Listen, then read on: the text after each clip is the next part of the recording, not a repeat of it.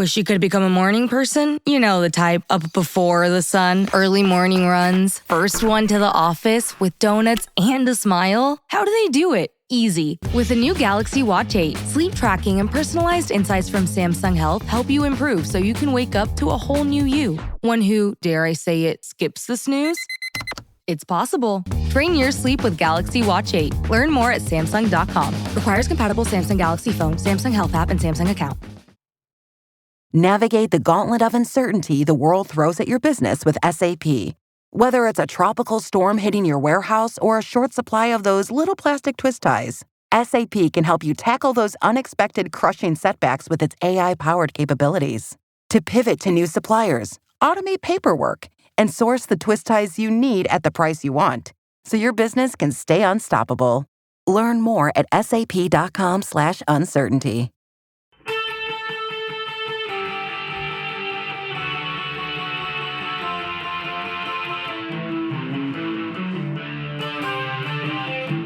This is the Daily Blast from the New Republic, produced and presented by the DSR Network. I'm your host, Greg Sargent.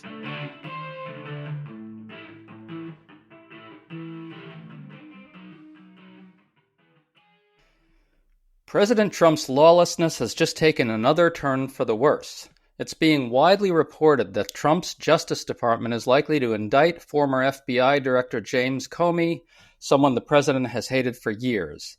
Yet this comes after career prosecutors reportedly informed DOJ political appointees that they have not been able to find evidence that would sustain a conviction. This comes as Trump unleashed a really corrupt tirade about James Comey and a second strange rant about right-wing political violence that seemed to again absolve his own side. And we also just learned that DOJ is looking for ways to launch a criminal investigation of billionaire Democratic donor George Soros. How should Democrats and liberals in the media talk about this level of lawlessness? Is our current language adequate? Talking Point's memo editor-at-large, David Kurtz, has a great new piece arguing that it is not, that Trump's unparalleled destruction of the rule of law requires a whole new language to adequately describe what's really happening here. So we're talking to David about all this. Good to have you on, man. Good to be with you, Greg. So the latest we have on James Comey is that DOJ is racing to find a way to indict him by next week for lying to Congress in connection with the Russia investigation, I guess. By the time listeners hear this, there may even be an indictment.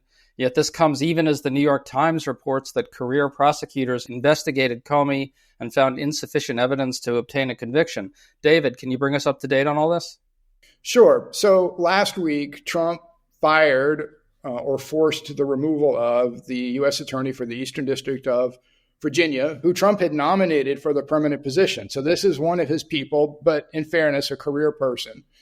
And he's replaced him with Lindsey Halligan, who was one of his personal attorneys down in Florida and has been a White House aide. And it's clear that the reason that the last guy was removed was that he didn't pursue indictments against either James Comey or against Letitia James, the New York Attorney General, who has a separate bogus mortgage fraud claim being alleged against her. So it's 100% clear to everyone that Halligan's got marching orders to go in there and secure these indictments. Whether there's evidence or not, whether they amount to a crime or not, Trump wants this done, and he's insisted it be done. It's clear what is in the works, and it's clear that it's in bad faith. It's clear that it's part of his retribution campaign that he has promised and threatened for years now. And so I think the presumption can be that these are bogus prosecutions, that they're not valid, that they're done in bad faith, and they're part of his corrupting of the justice system. Well, Trump addressed this directly on Thursday. As you say, it's been widely reported that Trump is directly pressuring DOJ for these prosecutions. Here's what Trump said when asked by a reporter about the situation. Well, I can't tell you what's going to happen because I don't know. You have very professional people headed up by the Attorney General and Todd Blanche and Lindsey Halligan, who's a very smart, good lawyer, very good lawyer. They're going to make a determination. I'm not making that determination. I think I'd be allowed to get involved if I want, but I don't really choose to do so. I can only say that Comey's a bad person. He's a sick person. I think he's a sick guy, actually. He did terrible things at the FBI. But I don't know. I have no idea what's going to happen.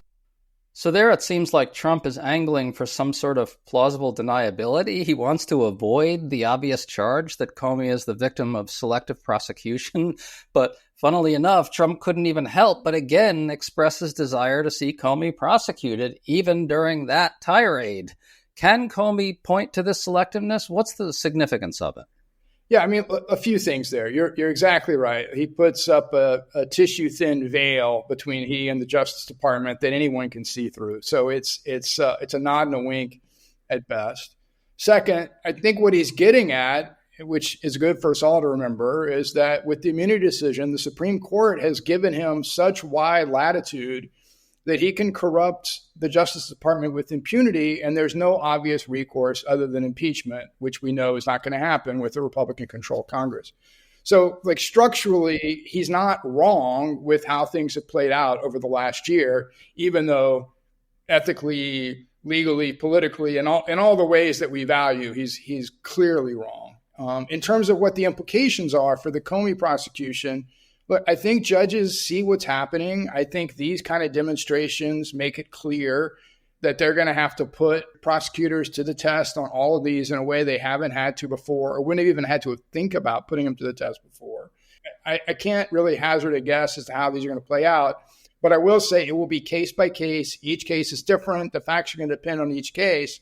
But I don't see, and I don't think your listeners should see these as somehow a get out of jail free card. I think there's a very real possibility, and I, maybe not in Comey's case, and I think some of the other ones are pretty weak, but I think there's a real possibility that some of these are going to lead to convictions, and they're going to have been, predicated in bad faith, investigated in bad faith, and they may still get them over the finish line just because of the amount of power and discretion that prosecutors have. And it's historically used, for better or worse, with a fair degree of wisdom and professionalism and oversight compared to what we're seeing now. Well, what does the law say on this topic? Putting aside the fact that the Supreme Court essentially gave Trump a blank check, how far do the president's powers go? How far do DOJ's powers go? Can Trump order a prosecution in the full knowledge that the evidence doesn't support it? Are there any constraints? So I would say that there are fewer constraints than most people would believe or would hope. I would also say that there's a rapidly evolving legal environment, and some of these questions don't have concrete answers yet. Structurally, from a constitutional standpoint, I don't think that there is, at least in the eyes of the Roberts Court, anything that would prevent Trump from directly ordering his attorney general to seek an indictment of someone. Historically, we've seen that as a bright line not to cross, and Watergate was the great example of what happens when you give the White House too much direct control over the Justice Department. But the Chinese walls that were erected, the traditions, the norms, all the things that we've grown tired of talking about over the last decade that Trump has trammeled, were there by tradition, by an understanding that was good judgment and wisdom, but not by any legal constraint or any legal requirement. And so, to some extent, there is no sort of guardrail there. Now, that being said, we've seen grand juries stepping up and deciding that some cases that they brought, particularly in D.C. with the surge in police here, with the riots in L.A., grand juries have stepped up and these are not appropriate charges. We're not going to indict these. And that's forced DOJ to file misdemeanors versus felonies in some cases. Judges have expressed a great deal of skepticism in some of these cases about how DOJ has been handling. So I don't want to suggest there are no guardrails, but I think they're not as firm and they're not as concrete as people might imagine them to be. And that's what creates so much risk around having someone like Trump who has no regard for any of them. And even if we had more formal ones, he's knocked many of those down already. Immunity is the prime example. To stay up to date on all the news that you need to know, there's no better place than right here on the DSR Network. And there's no better way to enjoy the DSR Network than by becoming a member. Members enjoy an ad-free listening experience, access to our Discord community, exclusive content, early episode access, and more. Use code DSR2025 for a 25% off discount on sign-up at thedsrnetwork.com/buy. That's code DSR2025 at thedsrnetwork.com/buy. Thank you and enjoy the show.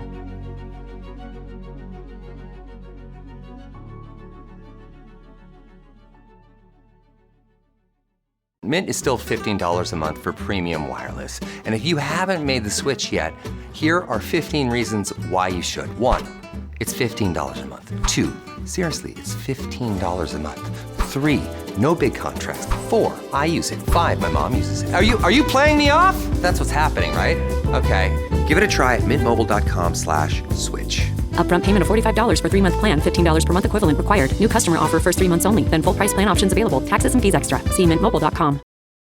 This episode is brought to you by Marqeta. When it comes to your payments provider, you can't afford to compromise. Marqeta's modern payment solutions flex with your business without the trade-offs. Stable and agile, secure and innovative, scalable and configurable. If they say you can't have it all, don't believe them. Your business demands more. Choose a payments provider that delivers more. Choose Marqeta. Visit marqeta.com/Spotify to learn more. Yeah, well, it looks to me like institutional actors are going to be the ones that have to step up. I want to go a bit broader here. Listen to this from Trump talking about political violence. But the radical left is causing this problem, not the right, the radical left. And it's going to get worse, and ultimately it's going to go back on them. I mean, bad things happen when they play these games. And I'll give you a little clue. The right is a lot tougher than the left. But the right's not doing this. They're not doing it, and they better not get them energized because it won't be good for the left. And I don't want to see that happen either. I'm the president of all the people. It seems like Trump's project is to create a two-tiered legal system in which he and his supporters are above the law entirely, and all his enemies, whoever gets designated that way at any time by Trump, are not just subject to the law, but subject to the corrupt application of it. In this kind of schema, the law is entirely instrumental, isn't it? This goes to your piece, which was really, really good. I strongly recommend people read it. How do we report on this level of corruption of the rule of law? How do we talk about it?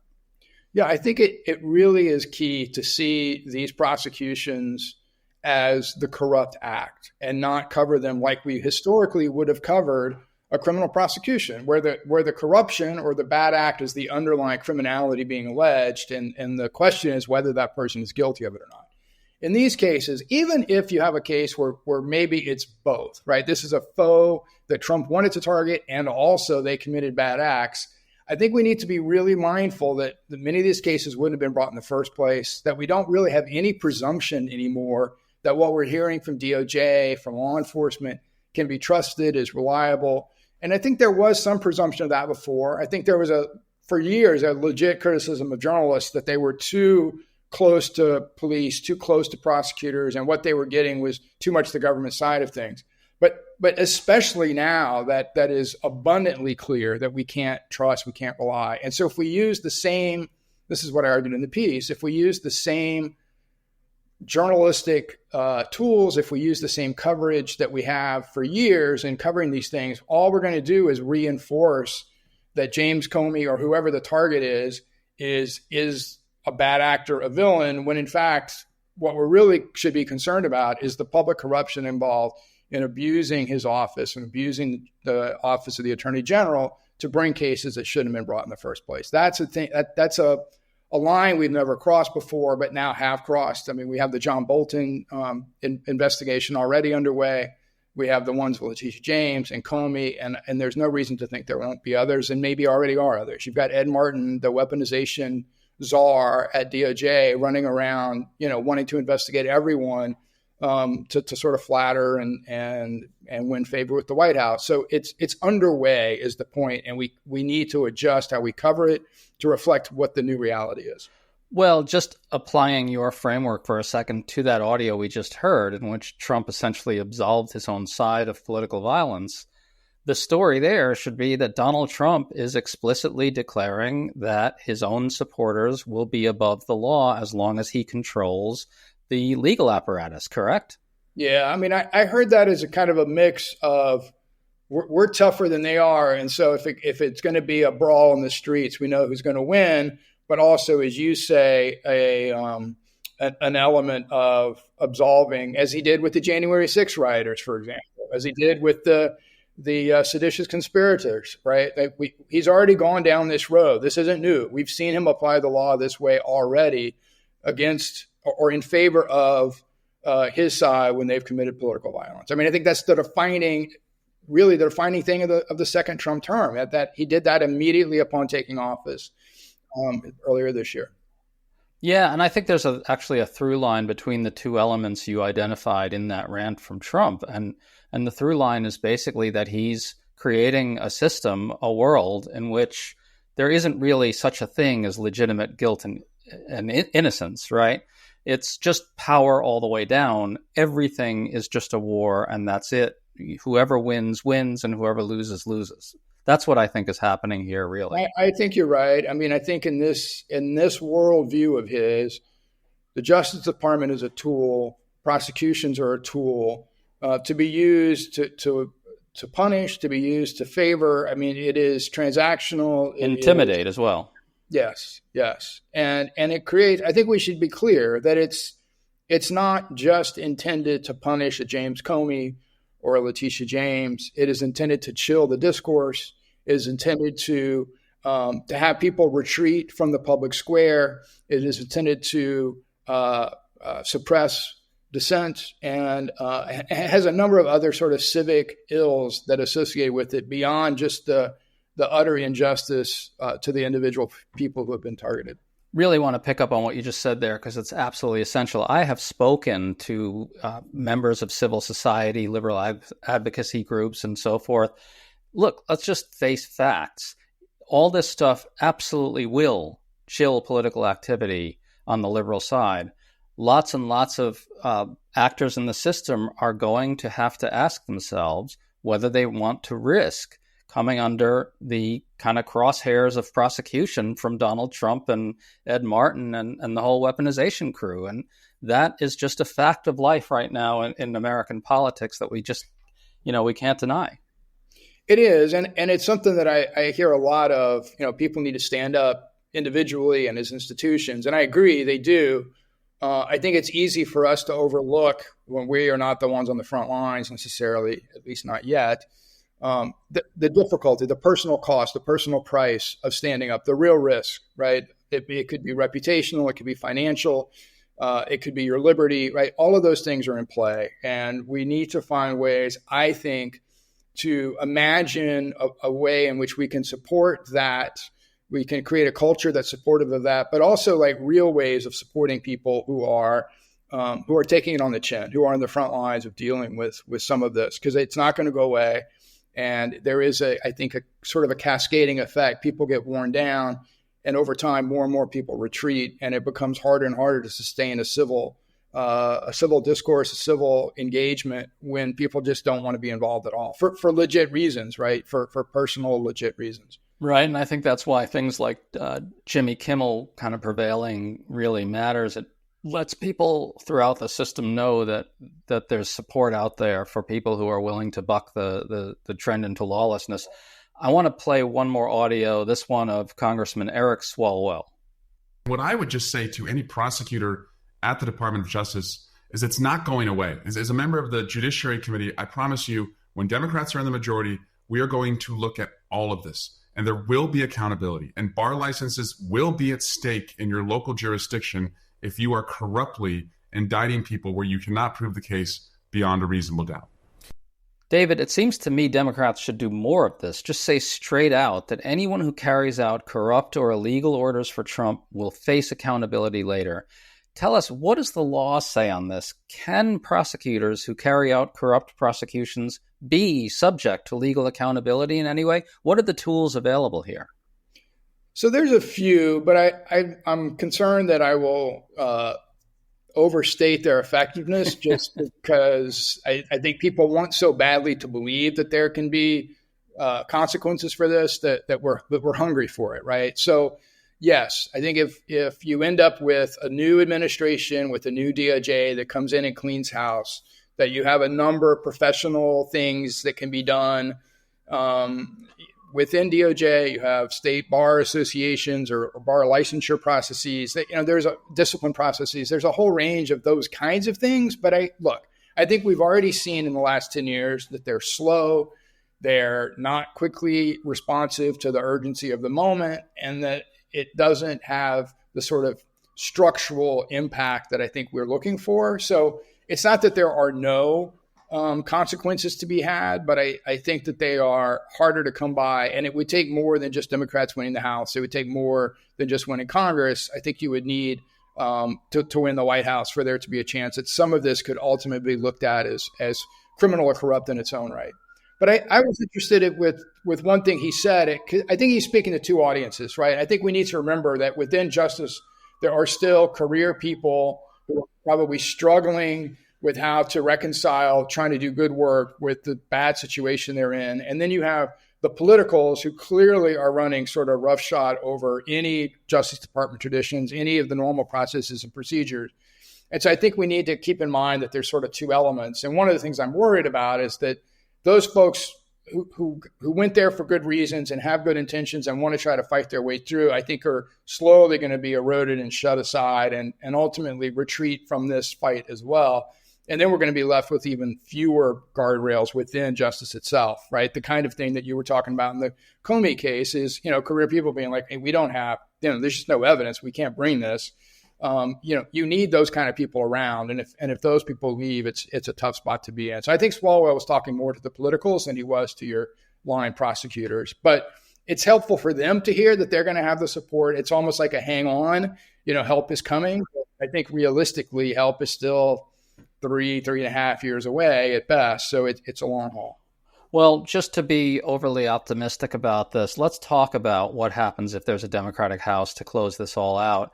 You could see a situation where a Democratic House could potentially get very creative in using the oversight process to just hound the absolute fucking shit out of the politicals who are corrupting the system while creating new avenues for career people internally to speak out, for whistleblowers to speak out. I think you could at least get some sort of political momentum going and some sort of countervailing pressure that could actually matter in some way. What do you think? No, I mostly agree with that. And I don't mean to suggest that it would make no difference if you had a Democratic House.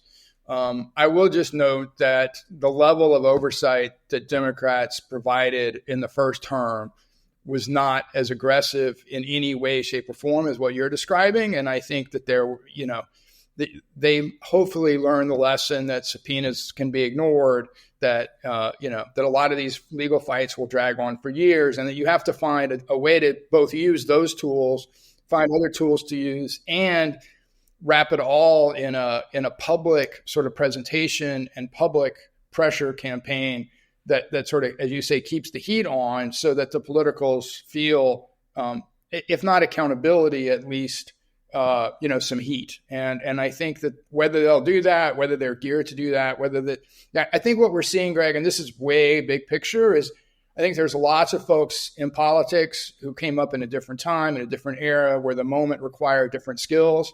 And I think part of the adjustment that we're going through politically right now is sort of restaffing our politics with folks who can kind of confront the current moment as is required. And that takes time, and maybe we've been slow off the mark in getting there, but I think it's going to take that for it to be as robust a response to the Trump 2 presidency as is needed. Well, if there's one thing that Trump 2.0 is really driving home, it's that the old understanding of politics and the old understanding of tactical approaches to these situations has to be just chucked out the window, and a new understanding has to be brought into play. And I think you're seeing the Democratic Party move that way with quotes like this from Eric Swalwell. It's slow, but some of the younger people in the Democratic caucuses seem to get it. And I think, look at Chris Murphy, for instance, the senator from Connecticut. He's been incredibly vocal on this stuff. I do think that the Democratic Party is starting to see that a fundamentally new approach to political warfare is needed here. Do you think that's plausible? It's plausible. You might be a little more optimistic about it than I am, but I'm not going to. I don't want to rain on your parade about it. I think it's challenging to the imagination. It's challenging to our sense of what's possible, It's challenging to our self-identity as what it means to be an American, as to what it means to live in a free society. I mean, there's a lot of sand shifting under our feet. There's a seismic change that's occurred. And I think it's understandable to an extent that it's taking people time to figure out how best to respond to it. But I worry, too, that there was a bit of too much denial going into it. And that, that's partly why we've been slow to respond. So that's why I think conversations like this and the story that I did today, I'm hoping that, we can advance the ball on what we should be talking about and where we should be focused, and not be sort of held hostage to the old ways of doing things just because that's how we used to do them. Democrats, get with it, man. Get moving.